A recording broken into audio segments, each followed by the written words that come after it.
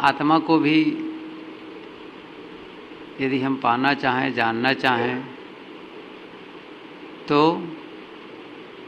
उसके लिए उपनिषद में एक उपनिषद है, मांडुक्य उपनिषद, मेढक संबंधी कुछ होगा उनका टाइटिल, वो तो अलग विषय हुआ। तो उसमें आत्मा को पाने के लिए बात आई है कि जागृत में जब जागते हो तो देख ही रहे हैं सारा व्यवहार आत्मा के अस्तित्व में होता है। स्वप्न में भी आत्मा न हो तो स्वप्न देखेगा कौन? सुषुप्ति में भी आत्मा है, तभी जब खूब सो करके जब उठता है, जागता है, तब कहता है सुख से सोया। सुख से सोने की अनुभूति आत्मा ही करता है।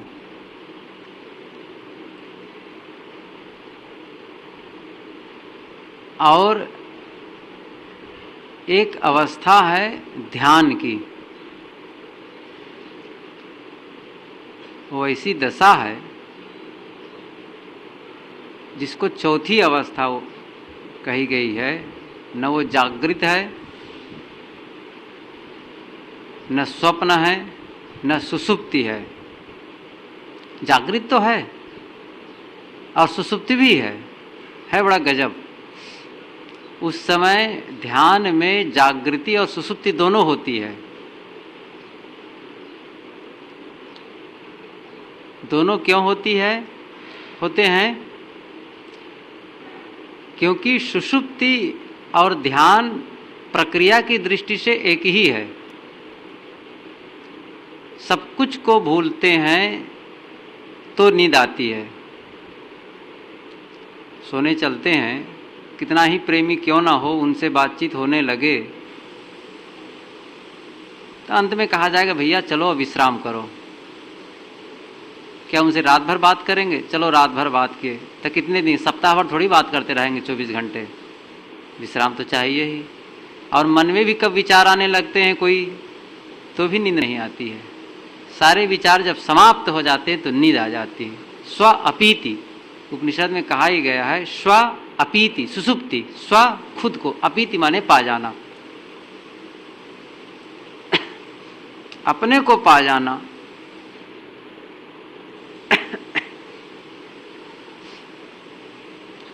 भंडार का ऐसा रहा है। स्व अपीति सुषुप्ति,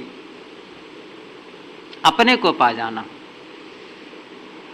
तो प्रक्रिया की दृष्टि से ध्यान की भी यही बात है।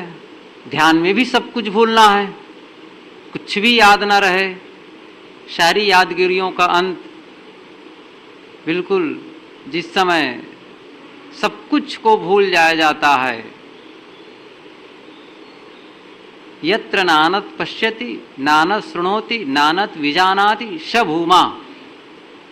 न अन्यत्र पश्यति, दूसरों को नहीं देखता, न अन्यत्र शृणोति, दूसरे को नहीं सुनता, न अन्यत्र विजानाति, दूसरे को नहीं जानता, स भूमा, वह भूमा की स्थित है। भूमा सत्य आत्मा, उसकी स्थित है। सब कुछ को जब भूल जाता है तब अपने आप की स्थिति रहती उस समय। और नींद और स्वप्न में, नींद और ध्यान में अंतर है, बहुत बड़ा अंतर है। नींद अवस्था जन्य है और ध्यान ज्ञान जन्य है। अवस्था के नाते नींद आती है, जागृत स्वप्न सुषुप्ति शारीरिक प्रक्रिया है, लेकिन ये अवस्था के नाते ध्यान नहीं लगता है। ध्यान होता है ज्ञान से होता है, बोध से होता है, अभ्यास से होता है। और नींद में हम सोते हैं और ध्यान में जागते हैं, पूर्ण जागृत। यहाँ वैसे आप कहानियों में सुने होंगे या शास्त्रों में पढ़े होंगे कि ध्यान में ऐसे बैठा कि इतने लोग चले गए, पता ही नहीं चला। महात्मा बुद्ध के विषय में भी आता है कि भिक्षुओं, मैं मुझ जगह ध्यान में बैठा तो 500 गाड़ियाँ निकल गई, पता ही नहीं चला कब निकल गई। अरे भाई, ये नहीं हो सकता है कि ध्यान में बैठे रहें और कुछ गाड़ियां निकले, कुछ होने लगे, पता ना चले। इसका मतलब कोई सो गया था। फिर सोना अलग है, ध्यान में सोया नहीं जाता है, जागृत, पूर्ण जागृत एकदम। हाँ, जैसे कौवा बोला कहीं कांव से, तो कान में आवाज तो आएगी, लेकिन उस पर सोचता नहीं रह जाएगा, कुछ नहीं, आई आवाज और गई। इसलिए जागृत भी है और सुषुप्ति भी है। उसको मन से भी नहीं पा सकते हैं, वाणी से भी नहीं पा सकते हैं। मन वाणी से परे ये कहा गया है। उसको वाणी से हम बोल करके नहीं पा सकते हैं। नायमात्मा प्रवचनेन लभ्यो न मेध्या न बहुना श्रुतेन, ये कठोपनिषद में एक मंत्र है। नायमात्मा प्रवचनेन, आत्मा प्रवचन से नहीं मिलता है। बहुत प्रवचन करने वाला हो तो आत्मा को जान गया हो, ये बात नहीं है। नायमात्मा प्रवचनेन लभ्यो, उससे आत्मलाभ नहीं होता है। न मेध्या, जो मेधा संपन्न है, बहुत जानकारी, बहुत उसके पास शक्ति है, धारणा शक्ति, इससे भी आत्मलाभ नहीं होगा। न बहुना श्रुतेन, बहुत सुना हो, जगह जगह जाकर के प्रवचन सुनता हो, ज्ञान की बातें सुनता हो, उससे भी आत्मलाभ नहीं होगा। आत्मा को जानने के लिए उसी उपनिषद में ही आया है कि न वो वाणी से, न मनुष्य, देखो भूल गया इस समय, तो वाणी से भी नहीं और आंख से भी नहीं। तो इस प्रकार से उसमें आया कि अस्तीति ब्रूतो अन्यत्र कथम तदुपलभ्यते। नीचे आया अस्तीति, अस्ति इति, वह है, मैं हूं, यह बोध। क्या किसी को बोध होता है कि मैं नहीं हूं? मैं हूं। भगवान के विषय में पूछा जाए कि ईश्वर है कि नहीं, भगवान है कि नहीं, तो कुछ लोग कहेंगे है और कुछ लोग कहेंगे नहीं है। ये पूछा जाए आप हैं कि नहीं, कहेगा मैं नहीं हूं। कौन कह रहा है? जो नहीं हूं कह रहा है वही है। अस्तित्व के बिना नहीं कौन कहेगा?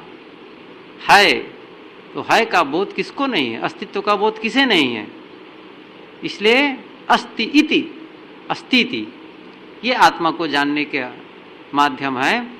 तो उस स्थिति में क्या होता है, मैं फिर से वहाँ आए, जागृत स्वप्न सुषुप्ति और ध्यान की जो अवस्था बताई गई है वहाँ मांडुक्य उपनिषद में, उस स्थिति में होता क्या है? ध्यान में, ध्यान की दशा क्या होती है? ध्यान के समय आत्मा क्या करता है, कैसे जानता है, किसको जानता है, किसको नहीं जानता है, उस पर ऋषि ने कहा है न अंतः प्रज्ञम न बहिष्प्रज्ञम न उभयतो प्रज्ञम न प्रज्ञान घनम न प्रज्ञम न अप्रज्ञम। एक गद्यात्मक मंत्र है कि न उभयतो प्रज्ञम न अंतः प्रज्ञम न बहिष्प्रज्ञम। न वो भीतर जानता है न वो बाहर जानता है। आत्मा तो भीतर है, भीतर और क्या जानना है? और ज्ञान के तंतु कटे हुए हैं। मन माध्यम है बाहर के ज्ञान को ग्रहण करने का, इंद्रिया माध्यम है, लेकिन सब संयमित है, बिल्कुल समाहित। तो बाहर कैसे जानेगा? आंख से देख नहीं रहा है। और मन बिल्कुल अमन है, मन ही माध्यम नहीं है, बीच में मीडिएटर, तो कैसे जानेगा? तो न अंतः प्रज्ञम न बहिष्प्रज्ञम न उभयतो प्रज्ञम, न दोनों तरह से जानता है। न प्रज्ञान घनम, प्रज्ञान घन भी नहीं है। न प्रज्ञम और न अप्रज्ञम, न वो ज्ञानी है न अज्ञानी है। तो क्या है? अदृष्टम अव्यवहार्यम, वो अदृष्ट है। अग्राह्यम और अग्राह्य है, वो देखने में नहीं आता है। आत्मा कैसे देखेंगे भला? वही तो देख रहा है। किससे देखेंगे? आंख से भला? आंख से नहीं देख सकते हैं, और उसे ग्रहण भी नहीं कर सकते हैं कि लाओ किसी में ग्रहण कर लें। वो तो आप ही हैं, ग्रहण किससे करेंगे? बाहर की वस्तु ग्रहण होती है, आत्मा ग्रहण नहीं हो सकती है। अग्राह्यम अव्यवहार्यम, उसका व्यवहार नहीं किया जा सकता। व्यवहार तो इंद्रियों का होता है, इंद्रियों से व्यवहार करते, आत्मा से कहाँ व्यवहार करेंगे? अलक्षणम, उसका कोई लक्षण भी नहीं है। वो लाल है कि पीला है, काला है कि सफ़ेद है, हल्का है कि वजन है, कोई लक्षण भी नहीं है, अलक्षणम। इसीलिए अव्युपदेश्य, उसका उपदेश नहीं हो सकता। तब है क्या? प्रपंचो उपशमम शांतम शिवम अद्वैतम चतुर्थम मन्यन्ते सा आत्मा स विज्ञेया। ये पूरा मंत्र गद्यात्मक है। उस समय प्रपंच का उपशमन, कोई प्रपंच नहीं मन में, प्रपंच बाहर है, उसको हम मन में लेते हैं और जब ध्यान में सारा प्रपंच समाप्त। इसलिए ऋषि कहते हैं प्रपंचो उपशमम, फिर शांतम, शांत, शिवम कल्याण स्वरूप, अद्वैतम अकेला, चतुर्थम मन्यन्ते वो चौथी अवस्था है, सा आत्मा स विज्ञेया, वो आत्मा है और वही विज्ञाता है, वही जानने वाला है, वही सब कुछ है। इस प्रकार से आत्मा को जानने की जो मुख्य भूमिका है वो ध्यान है। जागृत स्वप्न सुषुप्ति से हम आत्मा के अस्तित्व का बोध करते हैं, लेकिन अनुभूति होती है ध्यान में। इसलिए ध्यान आवश्यक है, इसलिए समाधि की आवश्यकता है जीवन में, कि हम अपने आप की अनुभूति करें। और जो ऐसी अनुभूति कर लेता है वो अमर हो जाता है, क्योंकि वह अमर अस्तित्व आत्मा से संबंध स्थापित कर लेता है। जो मरण धर्मा में संबंध करेगा वो मरेगा।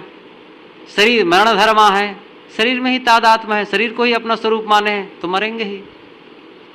आत्मा अमर है, उसमें यदि हमारा प्रेम हो जाए, उससे संबंध हो जाए, उसमें निवास हो जाए, अमर हो गए। इस अमरता का अभ्यास हमें करना है ध्यान में।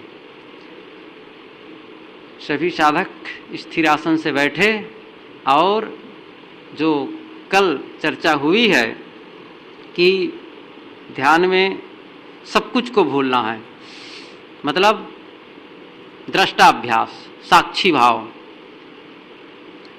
ठीक है, आरंभ में वो कर सकते हैं आप, दृष्टि योग, स्वर योग, साकार योग का जो अवलंब लेकर के साधना करना चाहे कर सकता है, लेकिन अंत में दृष्टाभ्यास, दृष्टा देखने का, देखना है, विचार आ रहे हैं जा रहे हैं, उसको देखना है। ये देखते रहिए कि कौन से विचार मन में आ रहे हैं, क्या सोच रहा है मन। जो सोच रहा है इस समय व्यर्थ है, उसकी कोई आवश्यकता नहीं है। जब उसकी आवश्यकता होगी उस समय उसको कर लिया जाएगा। यहाँ कोई आवश्यकता नहीं। किसको सोचें? घर के बारे में घर जाकर सोचेंगे, भोजन के बारे में भोजनालय में जाकर सोचेंगे, कपड़े लत्ते के बारे में अरे पहने ही हैं, रखा ही है, क्यों सोच रहे हैं? परिवार के विषय में व्यर्थ सोच रहे हैं, सब अपनी अपनी जगह है, किसके लिए सोचते हैं?